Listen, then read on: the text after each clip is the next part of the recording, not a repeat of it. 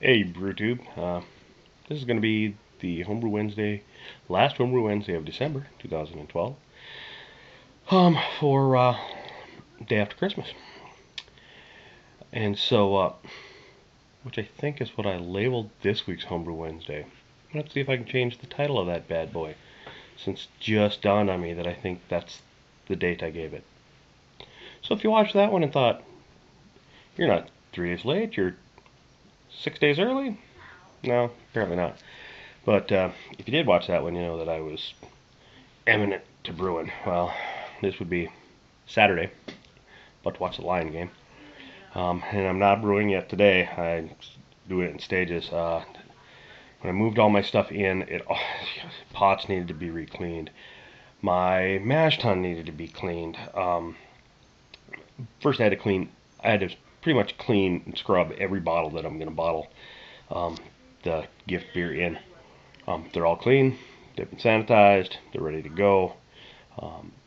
So then I got my pot scrubbed, I got all of my buckets scrubbed, I got my bottling buckets cleaned, I got my hoses ready to go, I got my auto siphon ready, got my caps ready.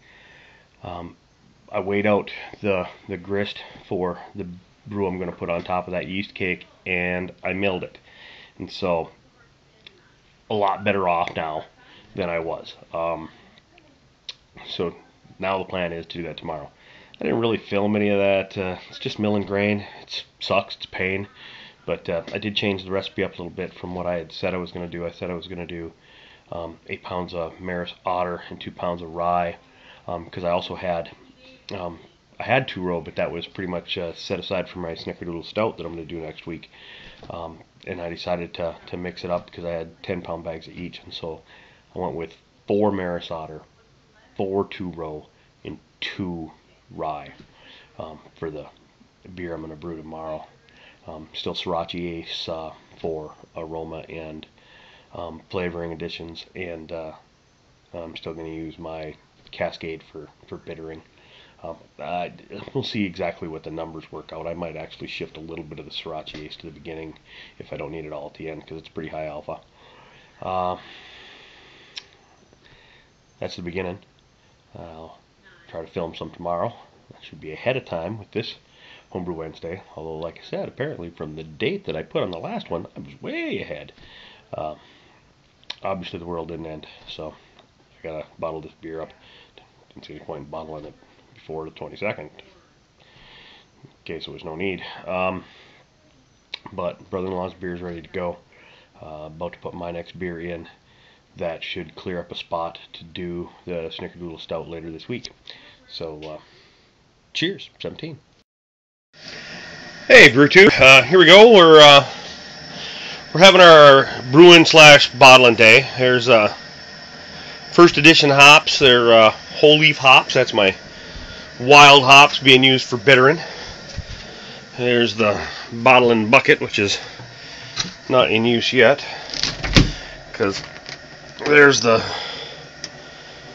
Christmas present beer, which is going to get bottled here. But we're going to pitch this beer onto that yeast cake, so I don't want to get too early. There's the final edition of Sorachi Ace. Nice lemony one. We got this room is still a little tight for brewing, but it'll do. We got our boiled sugar water there for priming the bottles. Right now we went in just a little bit early. We went in at about 200 degrees with these hops. I'm gonna make sure they get a good chance to soak up some water into bitter here. Then we're gonna start our timer, and yeah. It's been 3 days in the making, but this is going to be a long day. We had this all ground up, the mash, or the grist I had ground up the other day. I'd added a little bit of oats, just for maybe a little body head retention. It's like a ½ pound, and so it's like a ½ pound rolled oats and 4 pounds Maris Otter and 4 pounds of 2-row and 2 pounds of rye. And this is, like I said, this is my bittering edition. It's my Wild Cascade. Then we're going to finish it off with Sorachi Ace. I'm not going to film a lot of the brewing day because it's not Not a lot of nifty stuff going on in this brew, just this plus one hop addition, and most of you have seen that before, and if you haven't, there's lots of places to see it. I'm just doing some filming of some of it here, and this seemed like a good time to chat. Well, I'm waiting for this to actively roll up on me. Now, I'll probably stand here through hot break and then back it down a little bit, because it looks like I don't have a ton of extra volume there. It's about right. My last couple batches have been a little high on the water. Hit my temperatures much better today. That last batch I did, I think that affected my final ABV. I won't know for sure here till later today when I do a final reading on that batch, but I ended up a little low, and I think that was because my strike water was low, and then I added some really hot water to bring it up, and I think I probably killed off some of my enzyme, so I didn't get a good conversion there. So that's where we're at. Okay, BrewTube, welcome back. Here's the part where we really hope that those hops aren't too high in alpha. Although I don't know how well we isobarize at a steeping temperature, because just at the boil, just starting to bubble, ran out of propane. We're talking about a 10-minute delay. Maybe it's going to take me 15 to run the propane tank to the gas station. Thank God for the old swap and flop deal, so I can just trade it out.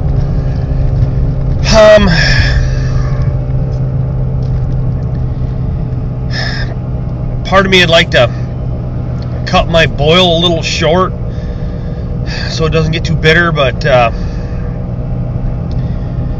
I also want my grain to stabilize. I think I'd rather have the beer be stable and work out and end up a little more bitter than I had originally planned than to go with a undertimed boil. So we'll see where we're at. We'll see how this one comes out. But yeah, you wouldn't want it to be perfect. You wouldn't want it to be easy. This would be Sunday trying to brew a batch. Okay, don't know where I was at. I'll probably back up and cut a little. Apparently, if you have your phone set to find wireless networks when you're filming on it, driving down the road, and you drive by some dude's house, it stops your recording. Information you didn't need.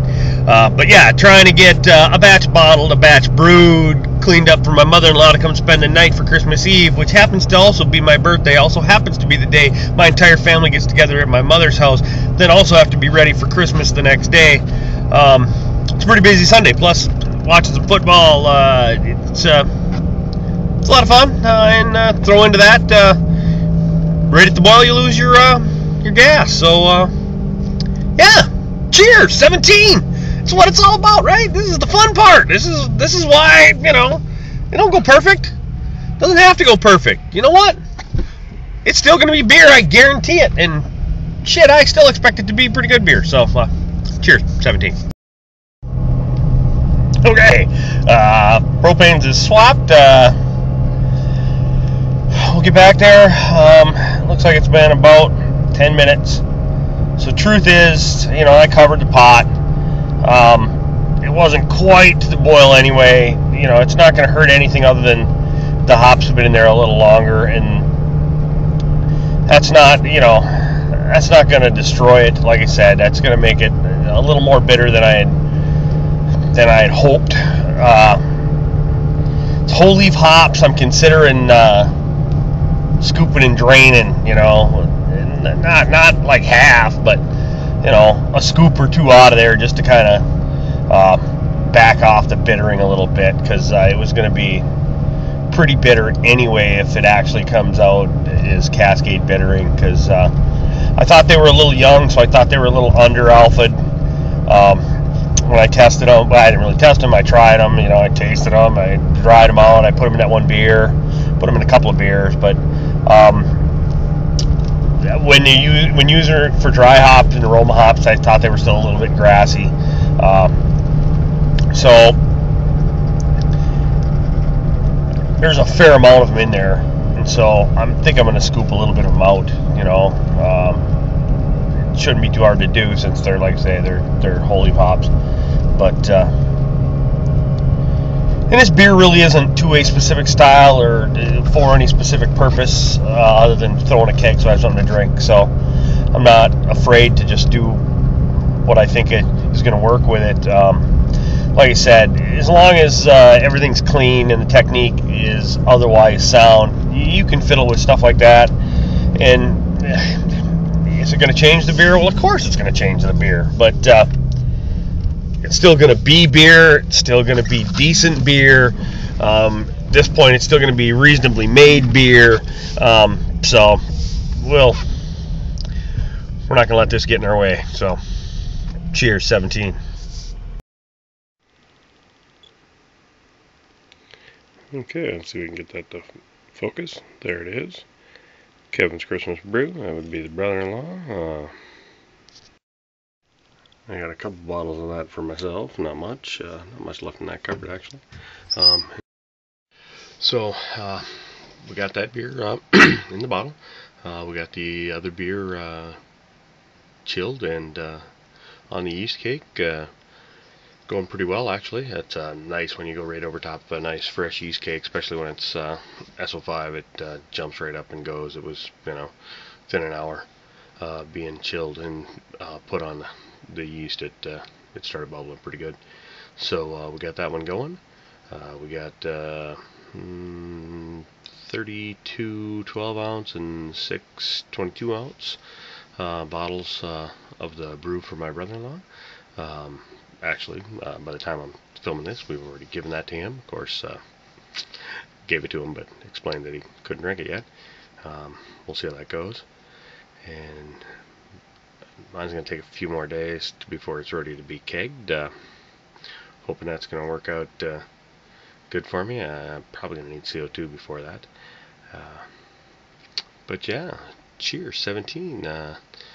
This Homebrew Wednesday.